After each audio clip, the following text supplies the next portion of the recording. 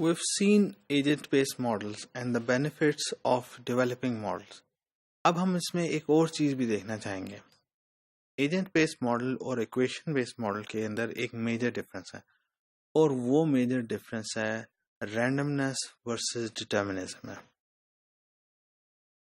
Agent based model in general और computational modelling इन particular, अगर हम इसके बारे में सोचें, वी सी कि उसके अंदर रैंडमनेस डालनी बड़ी आसान है. यानी वो चीज़ जो कि हम रियल वर्ल्ड में देखते हैं उसको हम मैच करने की कोशिश कर सकते हैं. ये चीज़ कंप्यूटेशनल मॉडलिंग की कैपेबिलिटी है. इक्वेशन बेस्ड और अदर मॉडलिंग पैराडाइम अक्सर डिटर्मिनिस्टिक होते हैं. व्हाट इट मीन्स इज कि एक दफ़ा जो आप वैल्यूज़ डाल दें हमेशा हमेशा वही वैल्यूज़ निकलेंगे.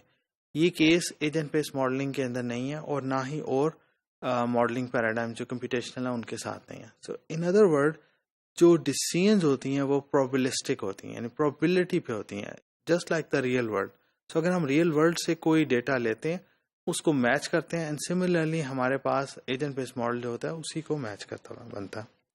सो if we think about the ants model, ants move करती हैं लैंडस्केप में. हर दफ़ा एंट डिफरेंट डायरेक्शन में जाती है. जैसा कि आपने देखा, हर सिमुलेशन रन में एंट्स डिफरेंट जगह पे जाती हैं. हर दफ़ा उनकी जो डायरेक्शन है, किस तरह मूव करती हैं, किस स्पीड से खाना खाती हैं, ये फिक्स नहीं है. Just like the real world, वो उसी तरह बिहेव करते हैं जैसे रियल वर्ल्ड में. So based on a small random number. इसी की वजह से एंट का जो पाथ होता है वो इरेगुलर होता है. ऑन द अदर हैंड, अगर आप इसको मैथमेटिकल इक्वेशन से बनाएं, हर दफ़ा वही प्रिडिक्ट करेगा जो कि एक दफ़ा प्रिडिक्ट किया है. इन अदर वर्ड, ये चीज़ इक्वेशन बेस्ड मॉडल के अंदर रिप्रेजेंट करना इम्पॉसिबल है. सो अगर नए ट्विग्स आ गए रियल वर्ल्ड में तो एंड डिफरेंट पाथ ढूंढेगी. अगर आगे प्रेडेटर आ गया तो एंड डिफरेंट पाथ ढूंढेगी.